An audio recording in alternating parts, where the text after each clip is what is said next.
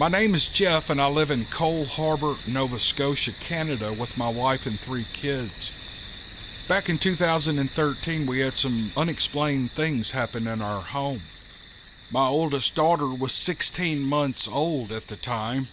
She had been waking up around the same time every night, and when my wife and I would check on her, she would be shaking in fear in her crib. We asked her why she was waking up. She told us that Nanny kept waking her up. Well, we thought that was weird. My mother likes to be called Nanny, but she lives an hour's drive away. We kind of just brushed it off as her imagination. One night when she woke up, my wife took her out to the living room to try to calm her and get her back to sleep. She didn't turn the light on when she went into the room because it would hinder the goal of getting our daughter back to sleep. Our daughter sat up and asked why there was a baby ghost playing with her dollhouse across the room. This freaked my wife out, so she turned on the light, and my daughter asked, "Where did the baby ghost go?" My wife never saw a thing. She came into our bedroom and woke me, and I went out and investigated, but I didn't find anything. The next night when she woke, I got up with her and took her out to the living room, and I tried to get her back to sleep. She sat up again and told me that there was a baby ghost playing with her dollhouse again. I asked her what the baby ghost looked like. She said she looked gross and had boo-boos on her face. I couldn't see this thing. It was very disturbing to me. She was too young to be making this up. What the hell was going on in our house? 2 days later, my wife and I got our little monkey to sleep, and we decided to watch a movie. We got some snacks and we went downstairs to get comfortable. We were watching the movie for a bit when we heard music coming from the baby monitor. We looked at each other and then bolted upstairs to the baby's room, and when we got there, the music was still playing. It was coming from a rocking horse decoration that plays music when you turn the knob on the bottom. We had never turned that knob before. Our girl was sleeping in her crib, and this decoration was across the room.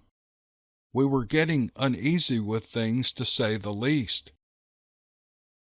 At the time, my wife was working as a supervisor for a cleaning company. She would work until anywhere between 12 and 2 a.m. while I was home with the little one. One night when she arrived home at 2 a.m., she saw a toy teapot of my daughter's on the living room floor, sitting on its side and spinning in a circle. Other toys would randomly go off through the night as well. The nightly sleep interruptions continued, and our daughter told us that there were 3 people visiting her. There was Nanny, the baby ghost with boo-boos, and the man from the car. I showed her some photos of various family members who had passed away and that she had never got to meet. She pointed to a photo of my aunt and said, "That's Nanny." The photo was my mother's sister. She and my mom didn't look alike at all, and I was pretty close to her. She didn't have any kids, so I think she always thought of my sister as her own. It would make sense that she would be checking in on us after death if she could. The lack of sleep was wearing on us, as it does for any parent of a young child, but this was different.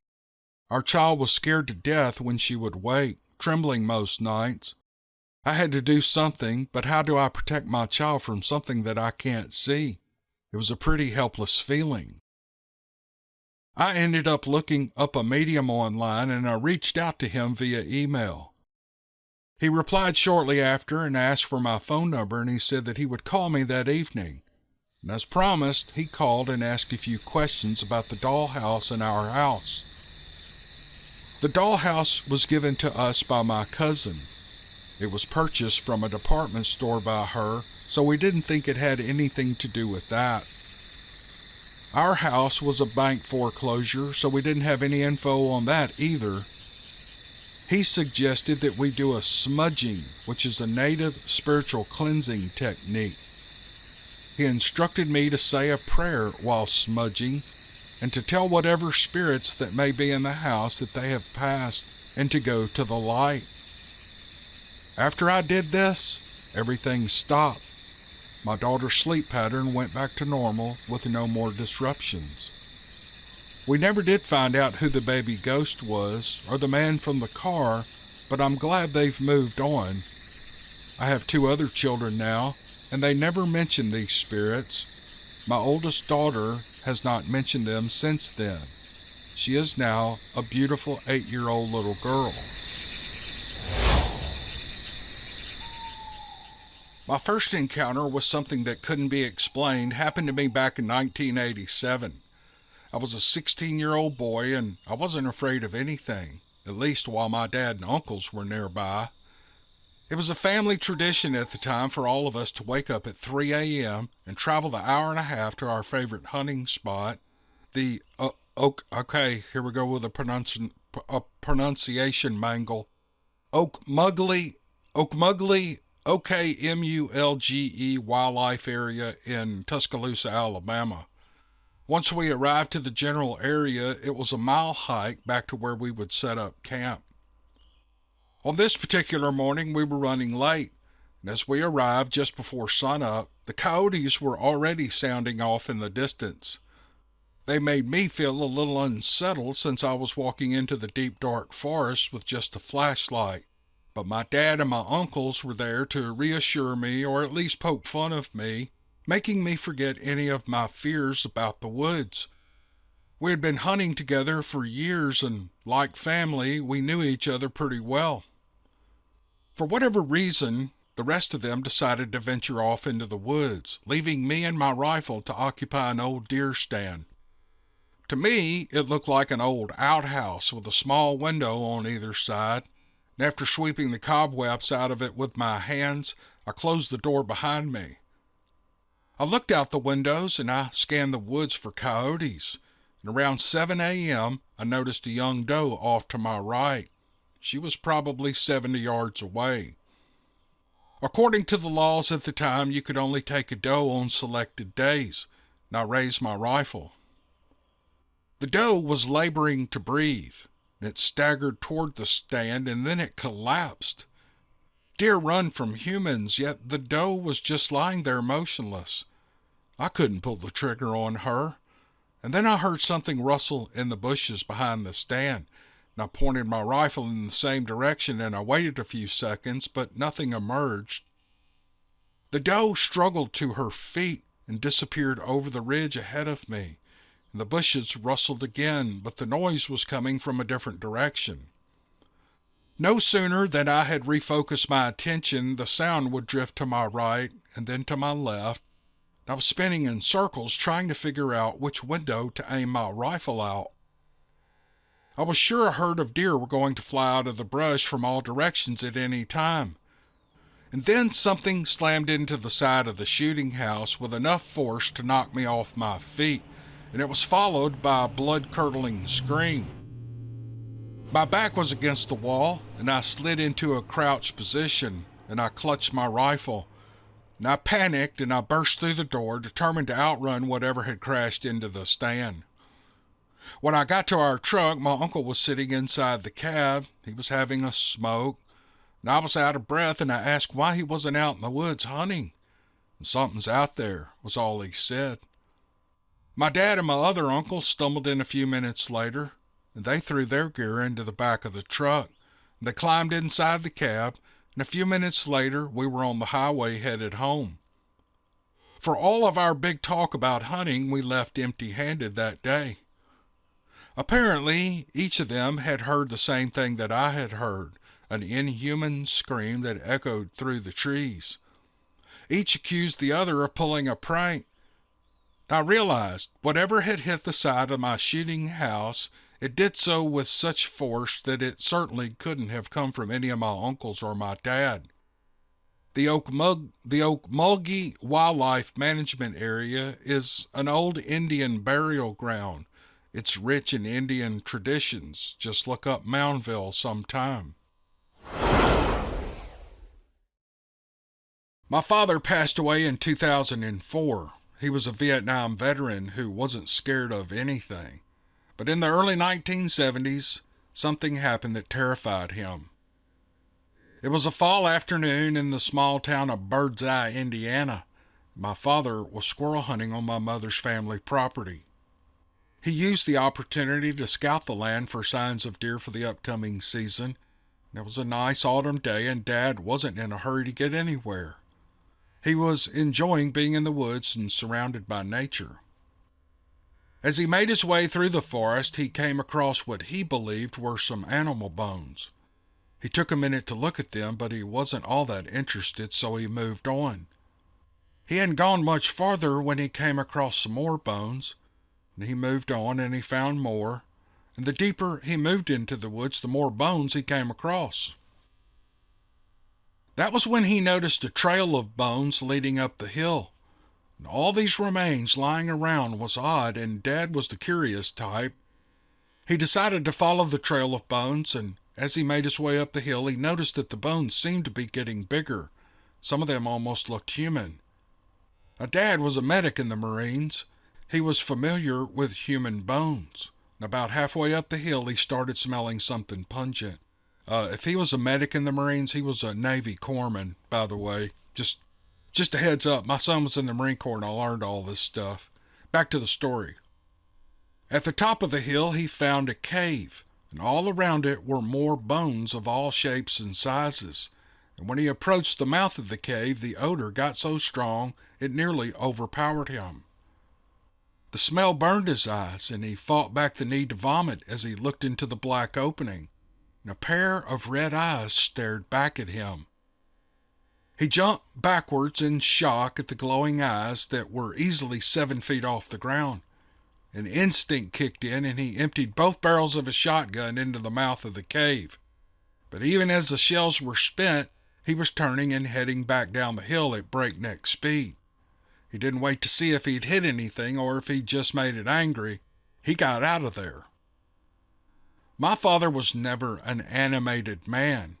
He believed in getting right to the point. He kept a poker face at all times. But when he told this story, I could see the fear in his eyes and I could hear it in his voice. Years later, when I was 13, Dad and I were squirrel hunting on my uncle's place in Tazewell, Indiana. Like always, while we were there, we were scouting for deer trails and scrapes and rubs. It was a hot day in the middle of a dry spell, and Dad decided we'd follow a creek bed that wasn't more than a few water puddles here and there. And when we came around a bend in the creek, Dad stopped so quickly that I nearly ran into his back.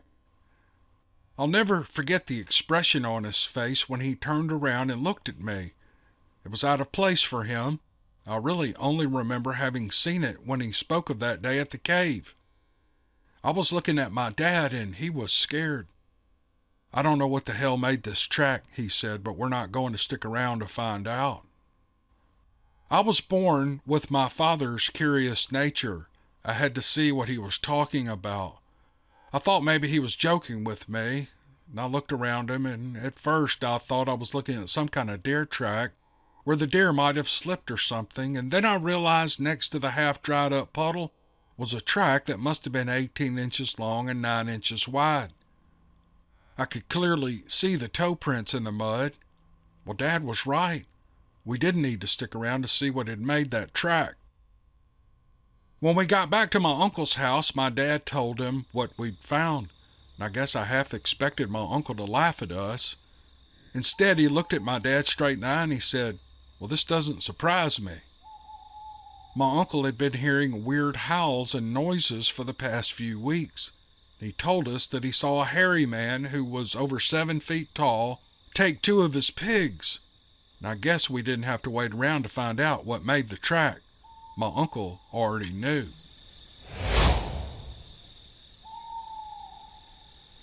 In 1972, I was sitting outside my mother-in-law's house in the country on a hot August night, trying to catch a cool breeze. Not everyone had air conditioning back then. Several of my husband's family members were sitting out there with me, also trying to escape the heat of the summer, when something appeared in the sky above us that made us all look up. It was a circular disc hovering above the treetops at the top of the hill. And although we could only see the bottom of it, there was a row of different colored blinking lights all around that part that we could see. I felt drawn to go up to the top of the hill to get a better look. I walked up and still carrying my son, and I stood there directly under it for several minutes. I couldn't take my eyes off of it. And at the bottom of the hill, my mother-in-law was calling for me in terror to get back down there to them. Realizing that I might be putting my son in danger, I backed away. And as soon as I did, it shot straight up and disappeared with incredible speed. At that point, we all went inside to see if there was anything on TV about it. And the newsman was announcing that anyone who saw something strange in the sky shouldn't be worried. It was just a weather balloon gone astray, he said. A weather balloon with lights all around it and that can move at unbelievably high rates of speed? Yeah, right. I carried that memory with me all the way up until 2015. At that time, I was working at a store and had punched out at 10:15 p.m. My grandson Josh was with me, and we were driving home when a bright blue craft floated out above the trees. It was close enough that we could even see windows on it. I wish we'd thought to pull over and get some pictures of it, but in hindsight, as they say, it's 2020. Over the next 2 years, we witnessed 2 more separate events. In 2016, a spherical object appeared and ascended near our local airport, and at that time my husband saw a similar object on his way to work. And then in 2017, we were walking down the road from my house, and we looked up to see 3 cigar-shaped crafts all in a row above us, and one by one they each ascended with lightning speed. Just like that, they were gone. Now, these things were not balloons. They had capabilities that weather balloons don't have, and weather balloons don't have flashing lights on them, I'm sure of it. When they started appearing to our Air Force during World War II, they called them the Foo Fighters. I'm sure that some things have reasonable explanations, but not the craft that was directly over my head. That I can describe, but I cannot explain it. In 1993, I bought an 8.5-acre property with a 4-bedroom home in Rice, Texas. It was originally part of the estate of a man named Clyde who died several years earlier. Neither his widow nor any of his children wanted the property. Almost immediately after moving in, strange things began to happen. One evening, I was standing at the sink washing dishes, and a butcher knife slid across the counter toward the sink from 8 feet away. Well, I jumped back and pulled my hands away just as the knife fell into the soapy water. There was no one in the kitchen but me. My son and daughter were in their rooms doing their homework, and my wife was watching TV in the living room. I went into the living room and asked my wife to come out to the kitchen. After I told her what happened, neither of us could understand how the knife could have been propelled all that way down the counter into the sink, and it gave us both goosebumps. A few weeks later, my daughter was sitting at the dining room table, and I was standing at the island in the kitchen when a measuring cup came flying out of the laundry room, and it flew across the room and hit the cabinets on the other side of the kitchen. Well, we were both startled. "What the crap is that?" my daughter yelled. Well, I walked over and picked up the cup. It was made of plastic, so it didn't shatter, but it did get a crack in it. No one was in the laundry room at that time.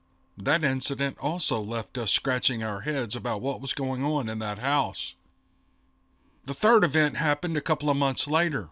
My wife and daughter had gone into town to do some shopping, leaving my son and me at home. I had 250 rabbits under roof, and I was cleaning the barn and doing chores, checking the rabbits for sore hocks, checking the water flow in the cages and such.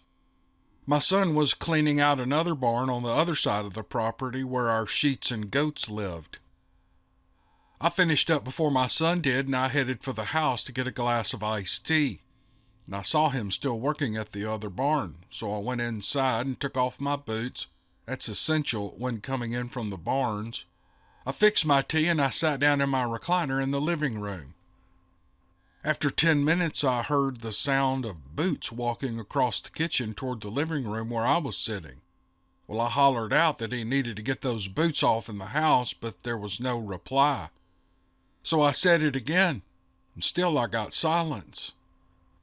The boots turned and headed down the hallway toward the bedroom, and I got out of the chair and walked to the hallway, but no one was there. I checked each bedroom and both bathrooms. There was no one. When I came back to the kitchen, I looked out through the window. My son was still out working in the barn. That was when I had had enough. So I yelled out, "Clyde, if that's you and you're the one doing these things, you need to stop.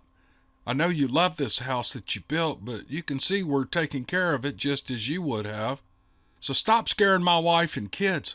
And I don't care if you want to hang around, but just watch and don't try to hurt anyone." For a long time, all the antics stopped, until one afternoon we had an insurance agent over. As we sat in the living room talking, my daughter mentioned something about our house ghost. The agent started mocking the existence of ghosts. All of a sudden, a glass candy dish full of candy was pushed off the coffee table, and it landed at the agent's feet. The guy's face turned every shade of pink and then bright red and back to white. He didn't say goodbye or thanks for letting me stop by. He didn't say anything. He picked up his briefcase and ran to the front door. He jumped in his car and took off like he had just gotten a green light on a drag strip. We couldn't stop ourselves from laughing, and I said, "Good job, Clyde." And after that, Clyde didn't make himself known much, but once in a while someone would feel his presence, but the antics stopped.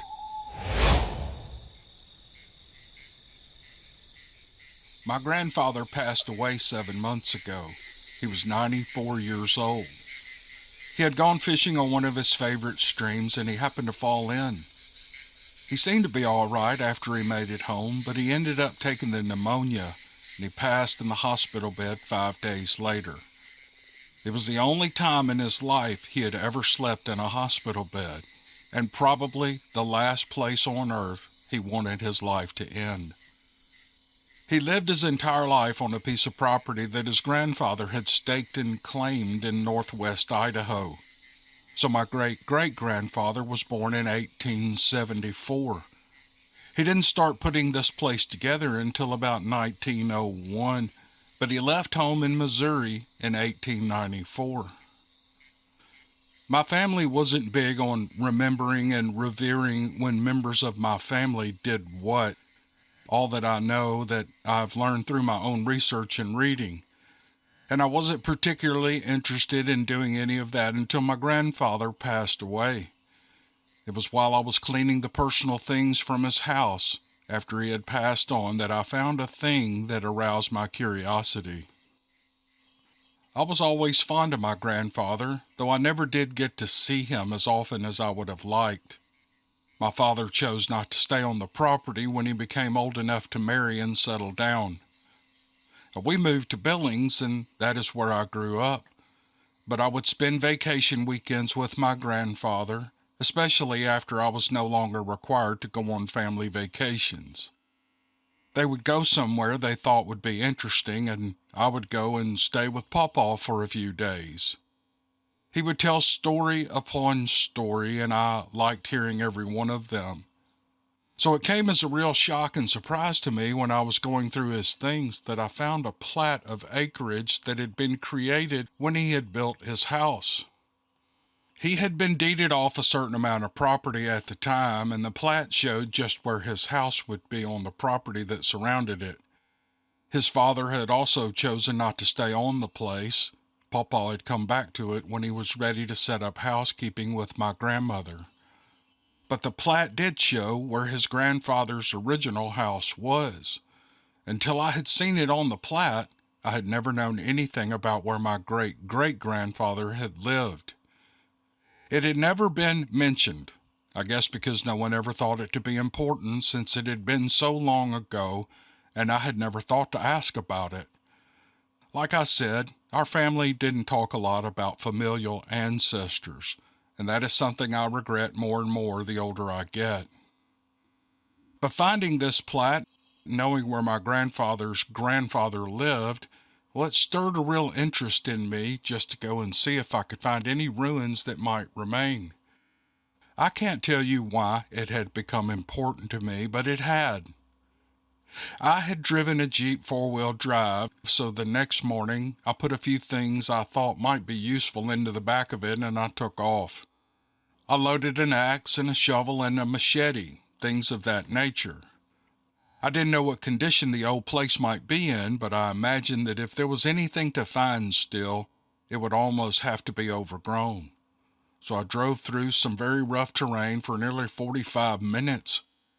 My pawpaw owned a rather large tract of real estate, but not as large as you might be imagining. It was just so rough that in many places I had to creep the Jeep along, and in several places it would have probably been faster walking than it was driving.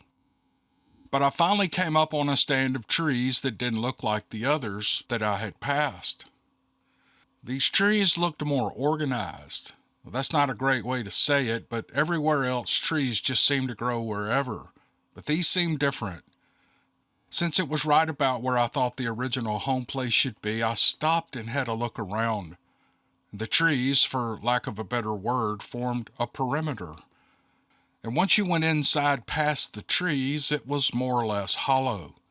Now, that didn't mean that everything was neat and tidy. It was terribly overgrown with bushes and nettles and vines.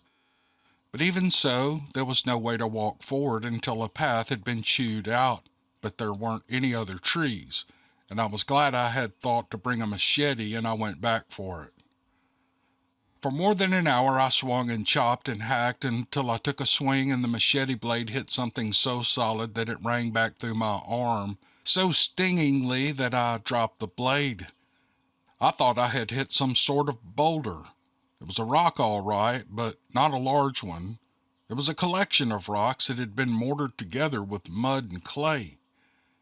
I just knew that I had found the chimney to my great-great-grandfather's house, but as I moved limb after vine, the rock structure just kept going.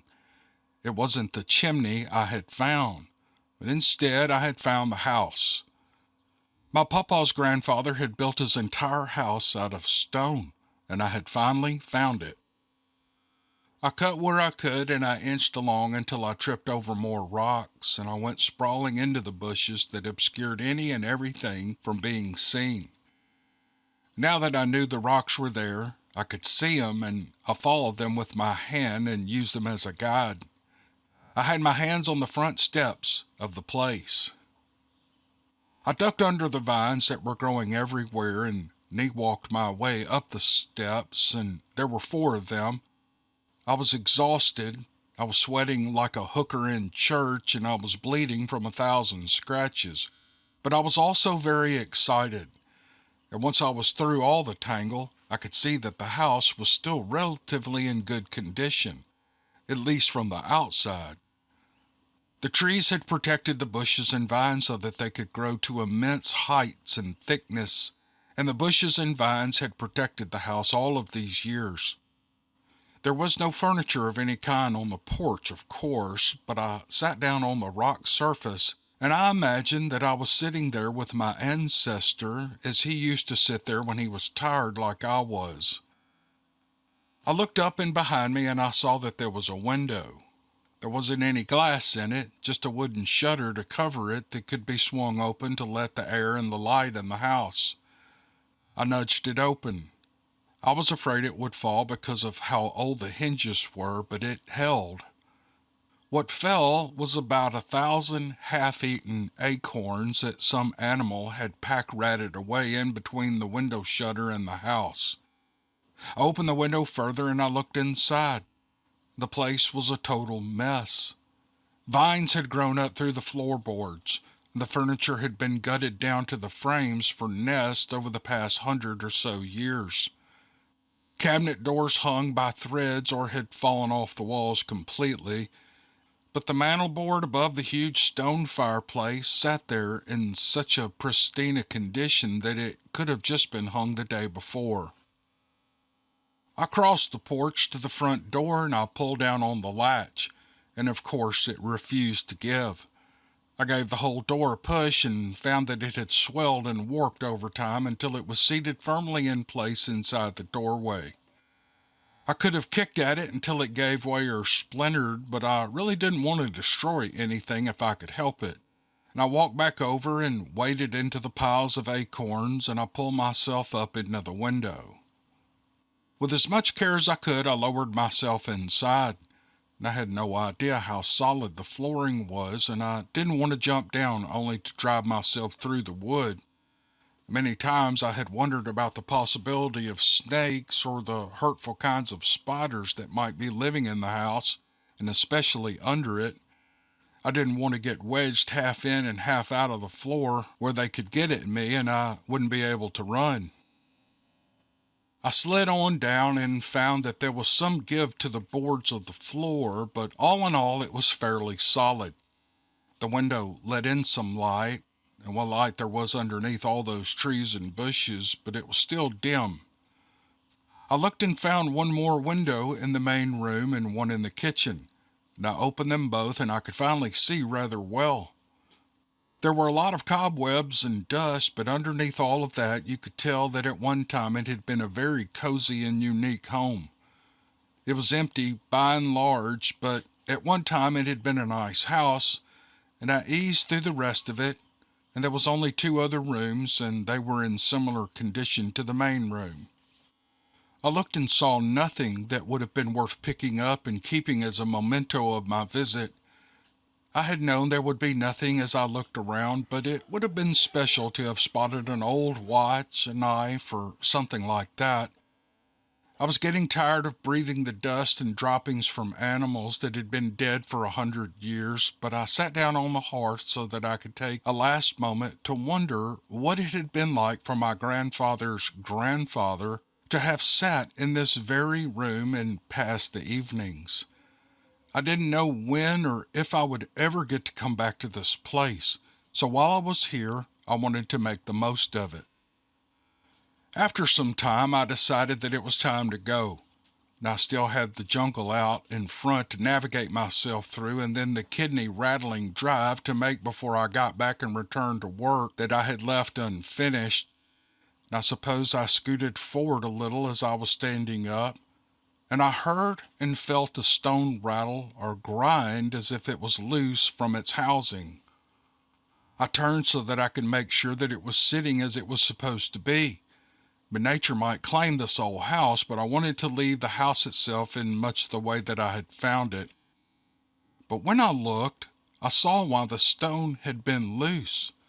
It had been intentionally left that way.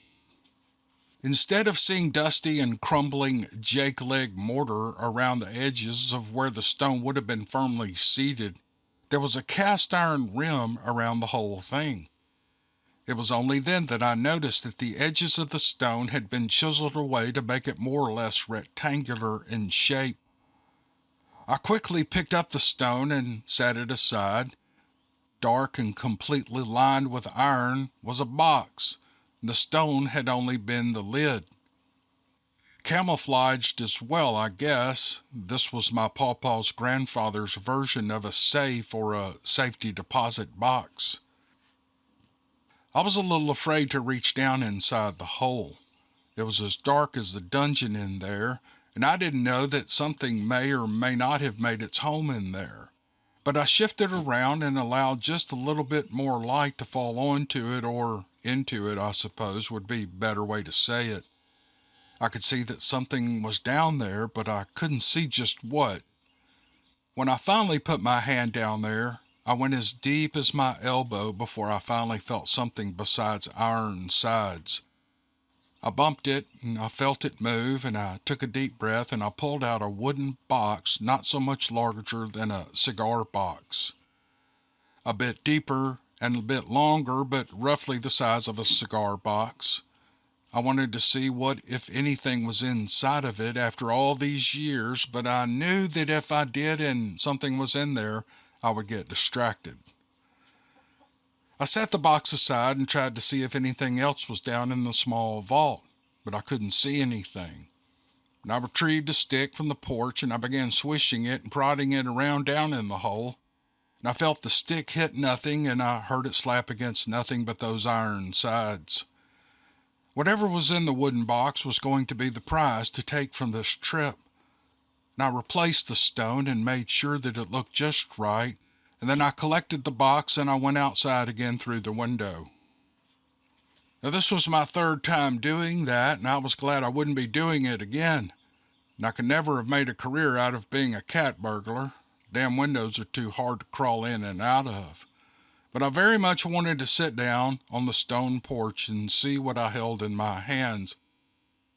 But I crawled back down the steps instead. I picked up my machete and made my way back out of the tangle until I could once again see the trees. It was easier getting out compared to what it had been going in, but not by much. I walked to the Jeep and I threw the machete in the back and planted myself behind the steering wheel with the wooden box in my lap. I kept reminding myself that even if nothing was inside of the box but ruined scraps of something and the skeletal remains of insects, the box itself was an incredible find, especially given how I found it. But truthfully, I wanted to see something amazing inside of it. I wasn't even thinking about stacks of antique money or deeds. No one in my family I had ever heard about had been wealthy, but I wanted there to be something. One of the small nails that was holding the latch onto the box had completely rusted away, so I was careful upon opening it in case the latch just fell away. I didn't want to lose any part of my find. The first thing I saw was a very badly cracked photograph of a fairly young man standing behind a plain-looking woman that was wearing a light-colored dress. It was mounted on something as thick as cardboard, but it was more rigid. It reminded me of the photos that you always see in the Civil War documentaries. But underneath the photograph laid a handkerchief that had yellowed with age. And when unfolded, you could see that originally it had been white. Someone had embroidered a capital A onto it in very fine cursive stitching. My first thoughts were, whose name had started with the letter A, and why was this handkerchief so important to my ancestor? I turned the photo over carefully and saw that it read a faint script. Leander and Amelia Monroe, wedded 7th May, 1893. My last name is Monroe, and my family's middle name is Leander. I was looking at the only photograph that I was aware of my great-great-grandparents. I knew this to be a prize that I had been hoping I would find, or I thought I knew that, but then I saw the sack of papers laid neatly in the bottom of the box. I pulled at the corner of the first sheet, and it broke off in my fingertips. I was so mad that I was going to have to wait to find out what was on the papers, but I couldn't take the slightest risk of destroying them just to try to read them. So I put everything back in the box and I made myself focus on getting back to my grandfather's house in one piece. And once there, I could learn what was on the papers. The way back to my pawpaw's house was rougher than I had remembered, even though it had only been a couple of hours, but I finally made it back. The rest of my family, my parents and my wife, were going to come and help with the clean out. For now, I was just glad that I had come for the day or two to work without them, because it gave me some time to myself with the contents of the box. Unless I was taken completely by surprise by what was inside, I would tell them all about finding it when I saw them, but for now, whatever was inside was all mine to spend time with. My pawpaw had a workbench of sorts in a spare bedroom of his house. It's where he used to work on and tweak all of his fishing gear. On that bench sat one of those big magnifying lenses with the light bulbs set in the housing so that everything you looked at was very large and bright. And jewelers used them for watch repair and such, and Pawpaw used his for tying flies. He used it a lot during the last 20 years of his life. I moved all of his bits and bobs aside so that I could have a clear and clean place to look at what was in the box. And with a lot more care than earlier, I lifted the papers from the box and laid them on the bench so that I could see them plainly. There weren't many sheets, but he had written them pretty full, and the first page was the hardest one to read. It seemed that the lower in the stack you went, the more sheets were protected somehow, but with the light and the big lens, it wasn't so terrible reading what he had written. He wrote about him taking work soon after he and Amelia had married. They both took jobs. He was cutting timber to be used in the making of cross ties for the railroads, and she was working as a chambermaid. They were living in Shelby, Montana after they had gone west from Missouri. He said that every time he would go into town, all anyone wanted to talk about was where the latest big gold strike had been found. I guess Leander got the itch, and he told Amelia that he was going to go and give looking for gold a try. They hadn't been married a year yet, but he was going to leave her and see if he couldn't find a way for them to live without working themselves to the bone every 6 days out of 7. If Amelia argued about his leaving, he didn't write that down. And to the east and north of Shelby was still where a good many Blackfoot Indians made their home. Relations weren't at all that great between them and white people, but Leander didn't have anything against any Indian, and he doubted that he would run into any anyway. And if he did, surely they wouldn't have a problem with one man out in the woods washing a few pans of dirt in a creek. He told Amelia that everyone finding some gold, there wasn't any reason why a bit of it couldn't be theirs. And so he gathered a few things and set out to get rich. And Amelia stayed behind and she kept working. He traveled until it seemed that he was walking nearly uphill all the time. That was where he had wanted to go. He wanted to be close to the Canadian border.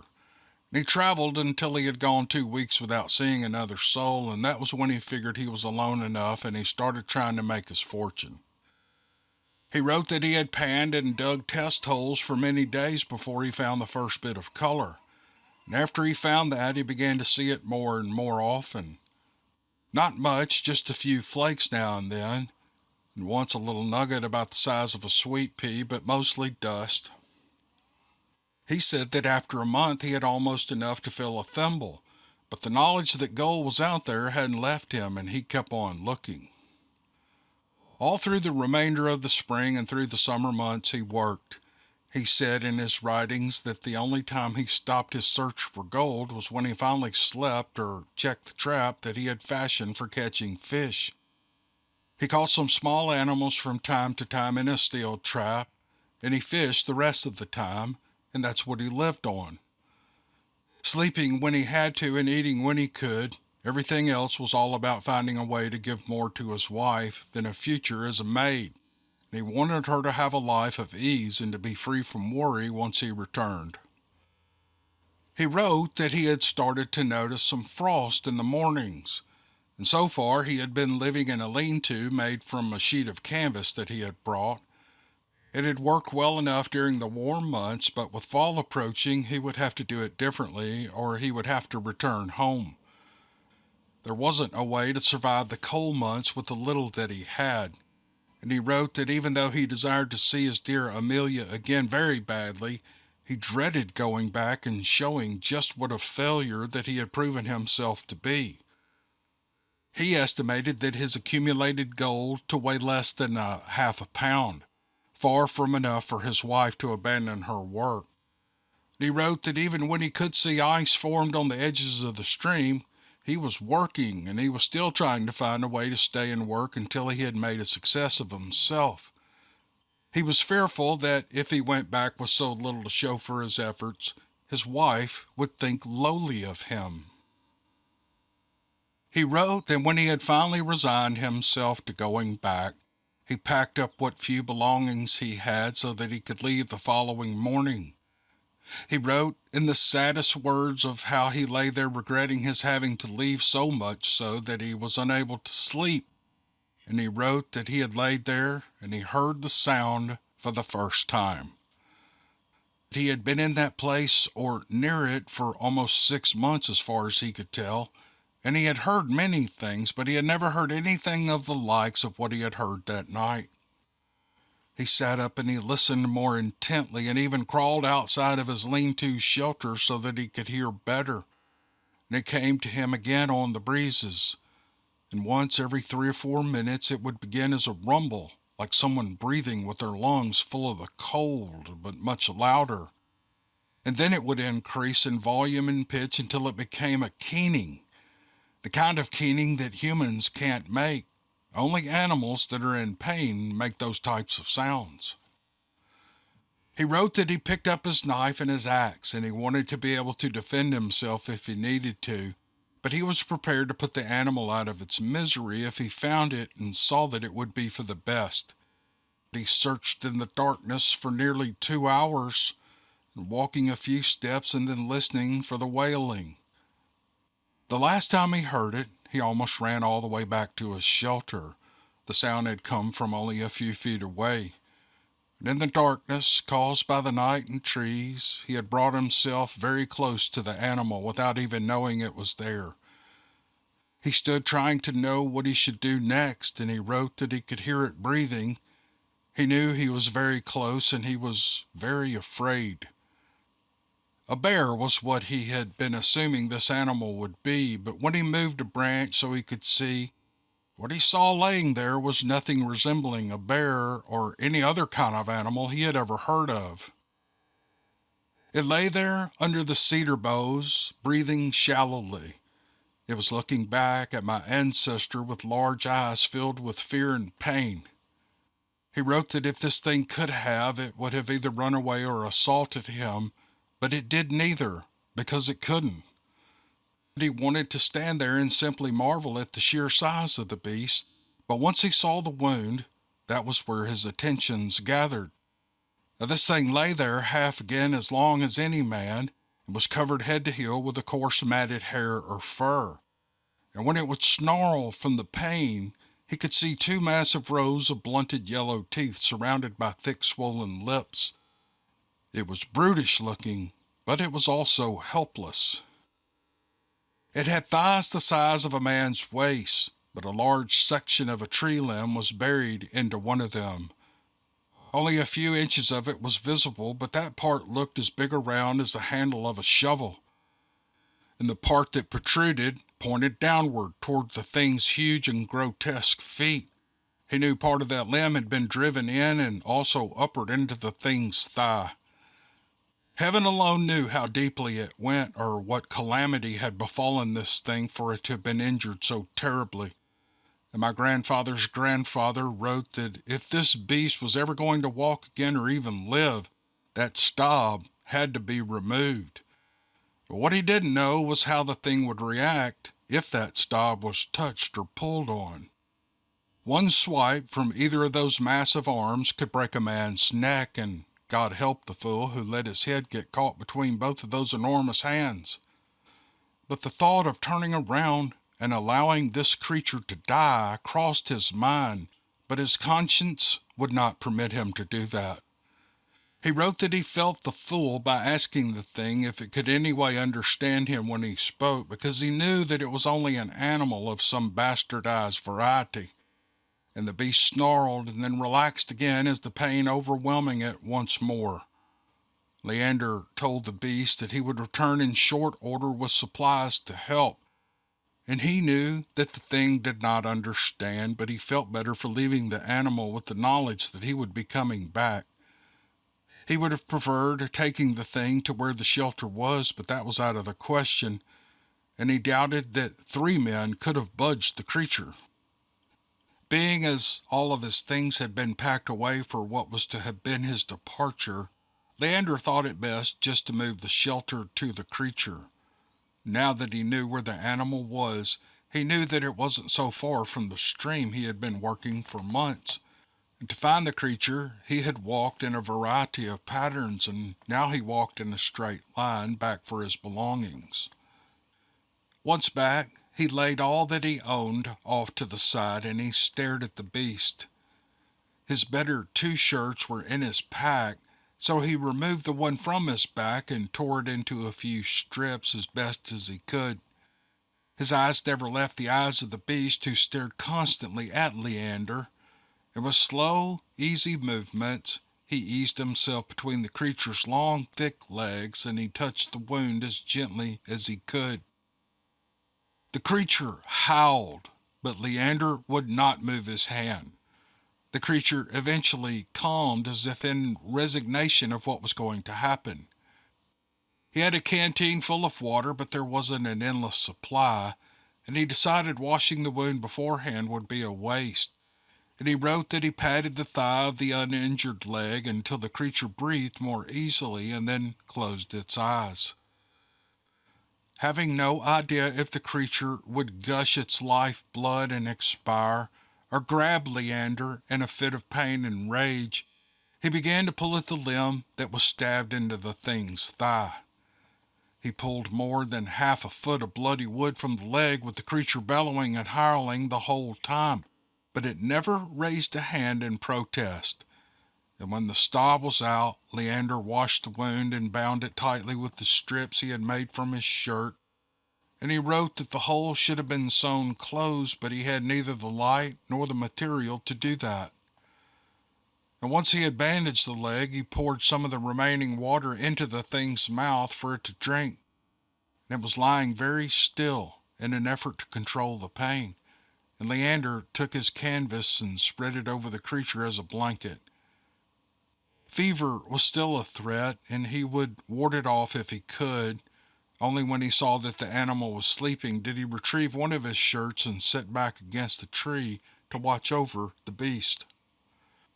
For 4 days he tended to this thing, bringing it water to drink, bringing it fish to eat when he could trap one, and cleaning the bandages and redressing the wound.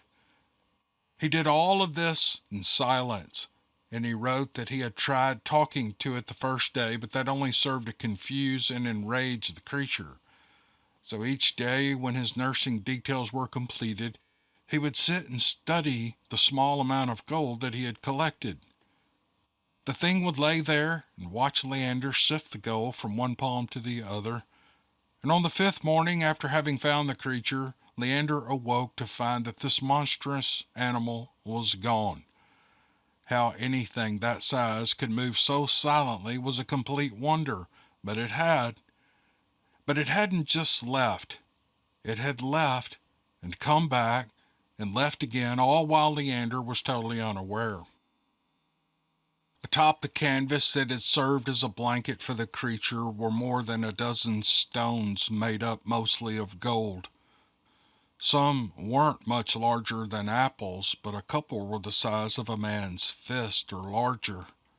And when the trash bits had been cleared, he had more than 20 pounds of gold. For more than 2 hours, Leander searched for the creature, but not even a track could be found. He assumed that the creature considered its debt repaid and further contact was needless. My grandfather's grandfather began the journey home feeling quite wealthy in a way that had nothing to do with the gold he was carrying. Eventually, he used his reward for the assistance to purchase this property in Idaho. I do not know if Amelia or anyone else ever heard how Leander came upon the funds to begin his life here, but judging by the way it was written, I have to believe this was something he kept to himself. I debated long about sharing this story with you, and I've shown the papers to no one in my family. They have seen the photograph and the handkerchief, but not his words. Those words I will keep to myself, the way I believe he kept the story to himself. I was able to go back to the stone house one more time before all the work was completed at Pawpaw's place. I wasn't expecting to find anything additional, and unfortunately I was right. I found nothing more, even though I prodded and jiggled every stone that I could put my hands on. I wanted there to be more to the story. I wanted to hear his thoughts on what he believed the creature to be. And now we call them Bigfoot. Most of us want to see one, even if they would be terrified at the time. My grandfather's grandfather did more than see one, and while he may not have been friends with one, a partnership had been formed with one, if only for a short time. I would have enjoyed hearing what Leander would have said to those who were certain that no such creature exists. Maybe the very few and rare times that one is spotted now is because my grandfather's grandfather saved the life of one, and maybe that act of kindness allowed a species to continue. I like to think about it in that way. I think Leander would also.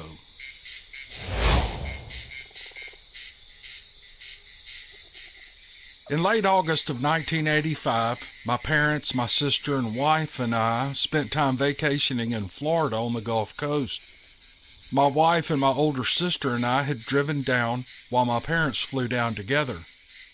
My wife and I wanted to spend some time with my in-laws, and my sister didn't want to fly back home to Chicago with my parents. Our vacation time was ending and we headed back to Chicago. I was driving a 1985 Chrysler New Yorker with 4,000 miles on it, and the drive home was comfortable and relaxing. It was 3 a.m., and my sister was asleep in the front passenger seat while my wife slept in the back. I was driving on I-65. It's a 4-lane highway north of Indianapolis. I was in the right lane and there was little traffic, most of which were big rigs. A big rig passed me on the left, doing over 85 miles an hour, and as it passed, I could feel the air pushing my car to the right. I was doing about 70. Watching the truck passing over the slope in the roadway ahead, the rear taillights disappeared. And I reached the top of the slope and I could see the truck in the distance, but it was pulling away from me. I noticed the brake lights go on for a few seconds and then back off. And again the brake lights came on. They remained on for 15 seconds, as if it was slowing down for some reason. And after that, the truck continued down the highway.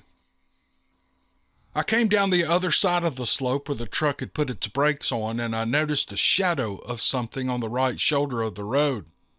My thought was that it may be an abandoned vehicle that had mechanical problems.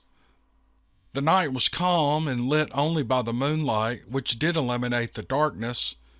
Getting closer, I realized that the shadow was not that of a small car. I put my foot on the brake and I disengaged the cruise control, causing my car to slow. I put on my high beams and I still wasn't sure what I was seeing. And I reached across to give my sister a rough shake to wake her. And at this point, I was yelling profanities.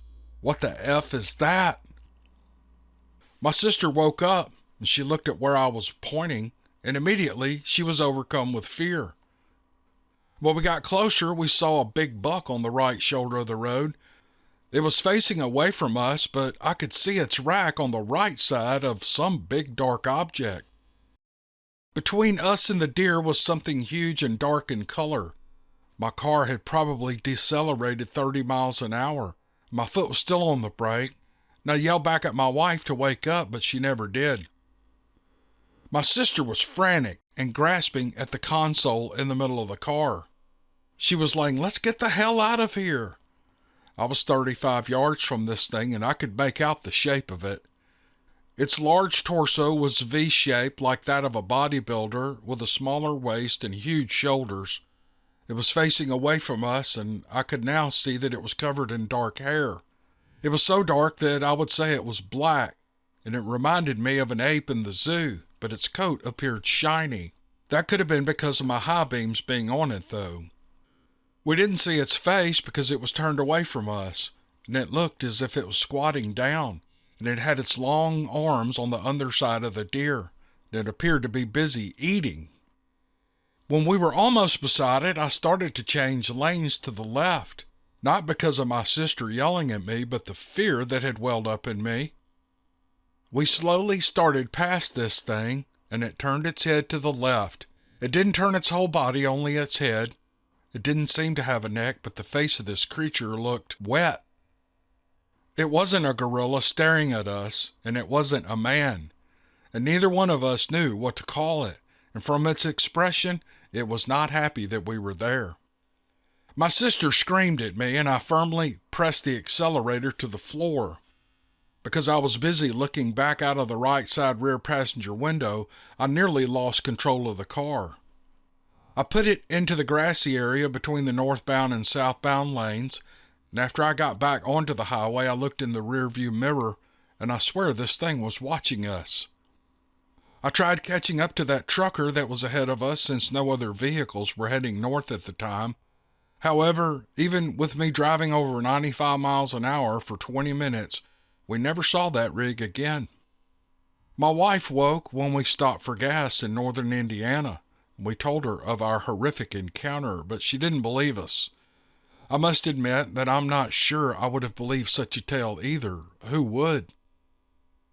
That morning, I was so unnerved by the incident that I got a speeding ticket in Chicago for going 30 miles an hour over the speed limit on the Dan Ryan Expressway just trying to get home. My dad is a career law enforcement officer, and when we met at my parents' house later that night, my dad didn't believe us either. He asked if we'd been drinking, and then he admonished me for getting a speeding ticket. To this day, my sister and I don't talk about this to anyone outside of the immediate family. And if I bring it up in a conversation, it makes the hairs stand up on our arms and the back of our necks. I don't know what we saw that night, but it was not a bear, a wolf, or anything I've ever seen before, and hopefully I'll never see one again. At under 30 feet in the distance in the amber glow of the side marker and opera light, it's an image we'll never forget. It has convinced me that there are some things out in nature that we have no clue about. I don't camp or hike or love the outdoors as I did my younger days. Now that I'm turning 60, I don't care what people think. I know what we saw, and no one can ever take that away from us. My name is Robin, and I was 12 years old when Durwood shared this story with me. Durwood was my father's cousin. He and his wife Deanie and their 2 daughters used to visit us on the weekends. They would bring boxes of donuts or burgers, and they would visit for a few hours. I liked it because we got to stay up past our bedtime. Our parents didn't mind, and I always looked forward to their visits. They are all gone now, so I decided to share this story with you and not let it die. In the late 1960s, Durwood and his family bought a farm in Calhoun, Kentucky, which is 20 miles south of Owensboro. They were so excited to be living on a farm of their own. Durwood was a truck driver who worked second shift. He felt good knowing, while working at night, that his family was safe in the country away from the dangers of city life in Louisville. That's where we lived, and I must admit I was a little jealous. I would have loved the farm life. But that was until Durwood and Deanie shared their experiences. It was approaching night on their 3rd day on the farm. Deanie and the girls were still unboxing treasures and settling in their new life. A window over the sink looked out into the backyard. There was a 4-foot split-rail fence that separated the backyard from a large cornfield. Deanie had finished unpacking a box when she decided to heat up a frozen pizza for dinner. Durwood would be home soon. As she glanced out the top kitchen window, she was met with a pair of glowing red eyes. She screamed and motioned for the girls to head to their bedroom quickly. The girls were both scared out of their wits, and they begged for explanation. Deanie told them to draw the drapes and to sit quietly. Well, it wasn't long before they heard Durwood pull into the driveway, and he came in the house. Deanie ran to him and told him what she saw in the window. So Durwood ran for a shotgun and headed out the back door. He was a tall, lanky fella, and he was fearless and brave. He immediately saw the creature, and it ran away on its hind legs, and it jumped the fence with little effort. He shot at the wolf-like creature when it crested the fence, and it let out an ungodly scream before disappearing into the cornfield. He had hit it. "Damnedest thing I ever saw," said Durwood when he told me the story. The next morning he found the blood trail, and he began tracking the creature through the cornfield until the field ended at the dark woods. He wanted to go in after this thing, if for nothing else, to see what it was. Maybe it had died in the night, but maybe it hadn't. So he elected to leave it be, and he went back to the house. Later that day, everything they had moved into their new home was loaded back into a moving truck, and they headed back to Louisville. Apparently, the city wasn't that bad after all. When this encounter occurred, I was 18 years old. The year was 1978. It was the strangest and most exciting thing that has ever happened to me. After the event, I told everyone I knew. I was excited to tell everyone what happened to me. I spent 2 days looking up anyone and everyone I knew to tell them this story, and I actually thought that they would believe me. How could I have been so wrong and so stupid to think anyone would believe this story? I was laughed at and ridiculed by my friends, and I was put off by family. It was humiliating. My parents even tried to get me to see a psychiatrist. I'm now 58 years old.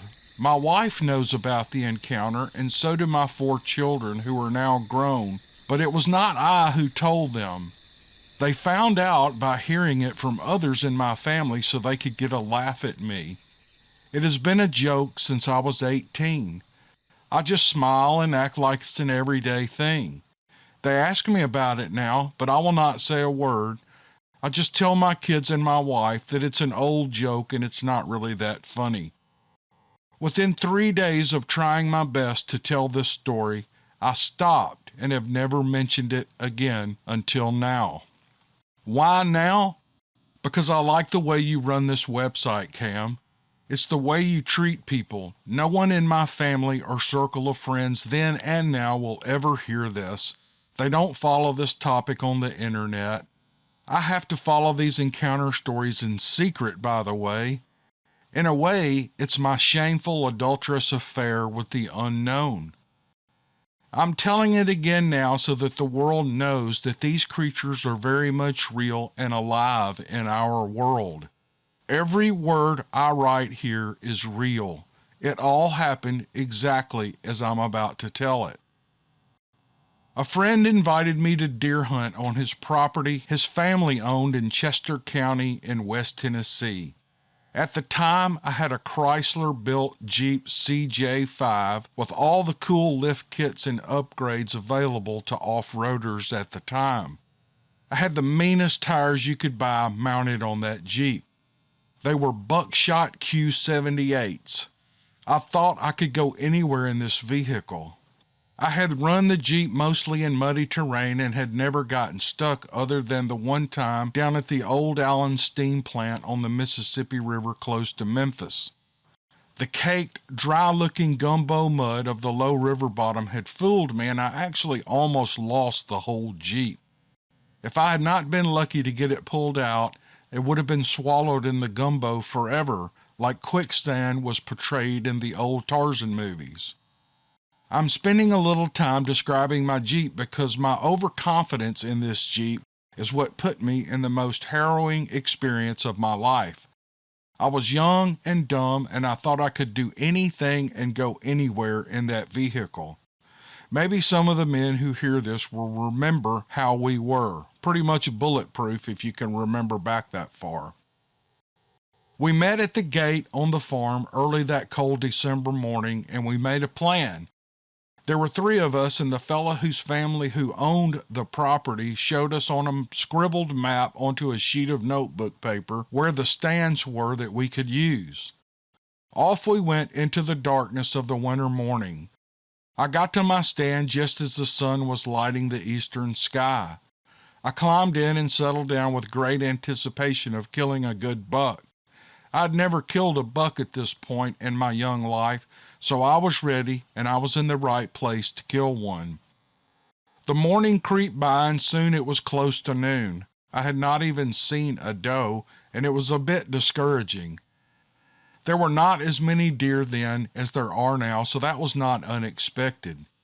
This was the time we had all agreed that we would meet back at the vehicles and have some lunch. I climbed down and walked a mile or so back, and I met with my buddies. We ate and drank and talked about the morning, and I was ready to get back out in the woods. The other two guys with me were bored. It was easy to see. They acted like they wanted to get back home to watch a bowl game, but I knew they just wanted to go home. I asked if I could hang around and hunt the afternoon. Killing a good deer was on my mind.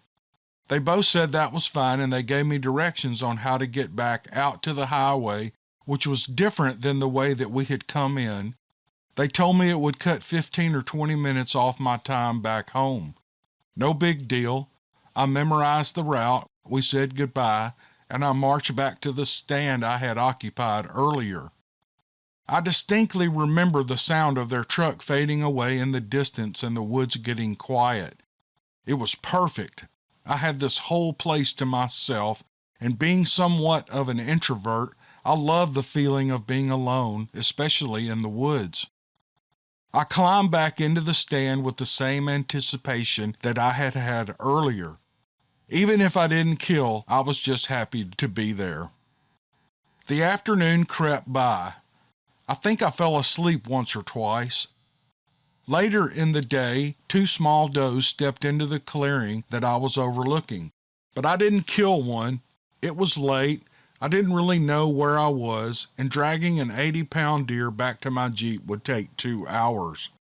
I wanted to get out of there before the sun went out completely, so I passed on the does and I just watched them munch on some grass. The day was a bust, and I figured I had 30 minutes to get started home before it was completely dark. When I got to the Jeep, it was dark. No matter, I had directions to get out of there a faster way. I cranked the Jeep and headed in that direction. My friend, who had hunted this place since he was a kid, acted like he knew these roads well. I made all the turns that he described to me, and things were going good.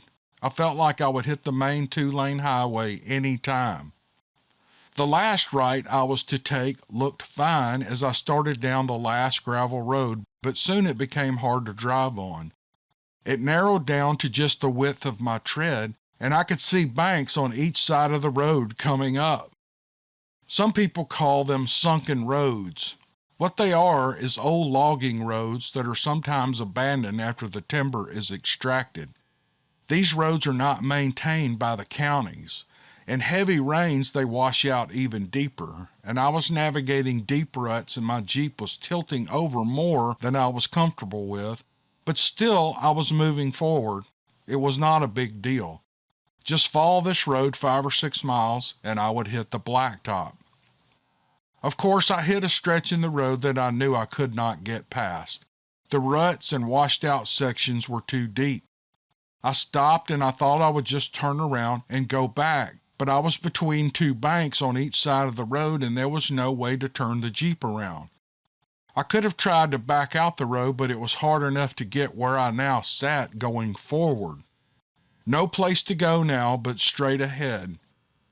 I squeezed out of the door with barely enough room between my Jeep and the red clay bank to get to the front hubs, and I locked them in. I dropped the transfer case into low gear and I started creeping along. Within 100 yards there was a washed out spot that I knew that I could not make, but I had no choice, so I creeped into the dry gullies hoping for the best. One spot was so washed out that the Jeep was almost at a 45-degree angle, and I felt the vehicle tump over onto my side, and then it stopped. Had the bank not been there to catch the roll bar, I would have tipped over on the side. I was stuck. It was now around 8 p.m. It was dark and cold, and I was stuck in the middle of where? I don't know. I had no idea where I was. But I did know that the highway was ahead. I climbed out of the passenger side with my heavy mag light and I started walking. At this point, I had no idea how I was going to get my Jeep out of there, but I would worry about that later. I just needed to get to the highway, catch a ride, and get to a phone and call for some help. The night was cold and clear. The moon was full, and if I had been up above these sunken banks, I could have seen for several yards in the woods with no light. The moon was to my left like a torch in the sky. The bank and the trees on the right side of the road were lit well, and on the left side and ahead of me was shadowed by the deep bank on the left. I'm glad I had that big mag light. I would not have known where I was stepping, and I could have broken a leg or something. High up on the left, all the trees were silhouettes with the moon behind them. To my left, I heard something walking in the leaves. It was loud. It scared the hell out of me because who expects to hear that on a cold, frosty night in the woods? I stopped and listened to the footfalls. They were heavy and deliberate. So I shouted out, hey, my truck is stuck back there. Can you help me? I assumed it was a man walking in the woods. The footsteps stopped, and I could hear something breathing like a horse just above the bank. It was right there. My rifle was strapped to my back, and I fumbled with the flashlight, and I dropped it, trying to get my rifle in my hands. The flashlight tumbled down the hill that I was descending at the time, and landed in a position so that the beam of the light was pointing straight at me. I was illuminated in the darkness, and just my luck. Whoever was up there would at least see that I had a rifle pointed in his direction. But then nothing happened. All went quiet. My mind went to the movie Deliverance, and I wondered if some locals were messing with me, or maybe they had other plans for me. My fear went sky high. I have a big imagination, and it was getting the best of me. A minute or two passed with no noise, so I walked down the hill a few steps, and I picked up my mag light, and I started walking again with my light scanning the top of the banks on both sides. I heard the leaves rustling again to my left and behind me. Swinging my light in that direction quickly, I caught the outline of a figure of a man peering over the top, but as my light swung shaking to lock onto that spot, I saw it withdraw and vanish. There was more activity above, and it was moving ahead of me now. They were going to wait on me to walk past and kill me, or so I thought. I was terrified, and so far this had been the scariest thing that I had gone through. I know it's scary because I was there, but what I'm about to tell you creeps into the unbelievable.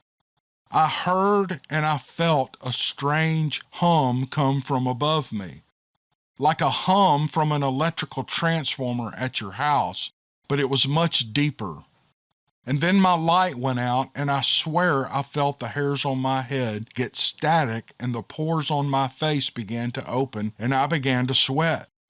I cannot remember ever having this sensation before or since. I stopped and just stood still in the middle of that narrow road. In a minute, my eyes had adjusted to the darkness, and my surroundings began to clear up. I could see with the moonlight. By now the moon had crested the left bank, and it was shining right in my face. Standing 10 feet above me on that bank and a little to my forward was the silhouette of the biggest monster I have ever seen. No details were clear with the moon at its back, but I could clearly see and hear its heavy breathing and its size and shape. I started walking. What else could I do?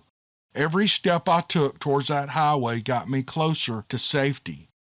I wish I had known how close I really was. I think it would have given me a bit of hope. As things stood now, in my mind, I was a walking dead man. Whatever this thing was, it would soon descend into the hole, and it would kill me. But it didn't do that. It walked with me stride for stride. My eyes were locked onto this thing as I moved down the road. So much so that I fell once walking over one of the ruts in the road, dropping my useless light. I could not find it, and so I just kept walking. My rifle was back in its position on my back, and I never reached for it. I don't know why. Maybe because this thing was so big that I doubted my little 30-30 lever action would do the thing any damage. If that wasn't enough, a second creature the same size stepped on the bank to my right, and it watched as I passed, and then it started tracking with me, but in the rear. Then another in front of me on my right, then another to my left, and soon there were 6 creatures that I could see clearly in the moonlit night. They never made a sound, sans their footsteps in the leaves and their heavy horse-type breathing. At one point on the left, I could see steam coming off the largest monster's back and shoulders. Again, I could not see details of their appearance, only the outlines for the ones on the left and a little more detail of the escorts on my right. They were covered in thick hair. My neck was strained. I kept looking back and forth, then rear to front, trying my best to keep an eye on all 6. The road ahead appeared to get more shallow. The banks were receding, and soon I would be level with the forest floor. In one way, it was a relief. It gave me options on a way to escape, but on the other hand, I didn't feel like I was going to get out of this. So elated with feelings of this thing being over one way or another, I hurried my steps towards the place where the road was not sunken. As we all approached this spot in the road, the creature started fanning out and moving away from the edge of the banks that would soon be gone. When I could see into the woods on both sides, they had moved a distance away from me. I could still see them surrounding me. They just stood there watching. What was next? I looked at every one of them over about a minute, maybe to make sure that one was not rushing me. I don't really know, but I looked at every one of them. My fear was subsiding, and my fascination was beginning to grow. I felt strangely calm in that place, in that time. It was a calmness I had never felt. The 30-degree weather wasn't on my mind. I felt a warmth that was not physical, but rather it was emotional. It was really strange. I should have been running like a maniac screaming for help, but I didn't. I just stood there in their presence, and I took it all in while I could. From behind one of the creatures walked a small one. It walked up to and stood at the road's edge, and it looked at me. It began to fidget with its own fingers like it was nervous, like it was doing something mischievous. Soon, an adult walked in behind this smaller one and gave a shallow grunt, at which time it leaned over slightly, and the small one climbed onto the back of the mother. It had to be its mother. I don't know why I think it was, but it makes the most sense. They slowly walked back and crunched through the leaves into the woods, leaving me with the other 5 creatures. The only other sounds I heard them make was when a strange howl that I will never be able to replicate came from way back where my Jeep laid on its side. The others responded by moving from their statue-type poses and making slow and almost gentle grunting noises to each other before they all at the same time started moving back from whence we had all just walked, and I never saw them again. I walked another mile, and I heard a car on the road ahead, then another, and I knew I was home free. I stashed my rifle in some weeds well off the highway, and I flagged down a car that stopped and gave me a ride to a gas station only a short distance down the road. I made the necessary phone calls, and I was home in bed by 1 a.m. Apparently, my father knew some people in the area, and we drove to meet them so that I could guide a man with a tractor up the sunken road to my Jeep. I just needed it tilted back on all 4 tires and pulled 100 yards or so.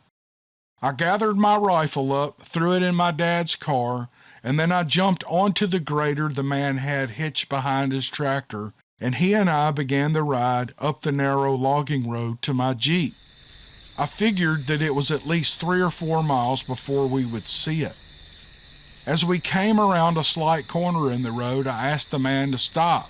I saw my mag light laying in the road, and I retrieved it. As I walked back to jump on the grader, I looked up the road and there was my gray Jeep sitting on all four tires on the level stretch of the road where the banks had receded. It was the spot where the bank leveled out, at least a mile, maybe more, from where I had tumped over. I could see drag marks as if the Jeep had not been rolled but dragged with the transmission engaged to this spot. I know those creatures did that for me, or maybe they did it for themselves so that we would not come back. I think I was the last thing on their mind. I cranked it and we drove home that afternoon, at which point I began telling everyone what happened to me. But you already know how that turned out.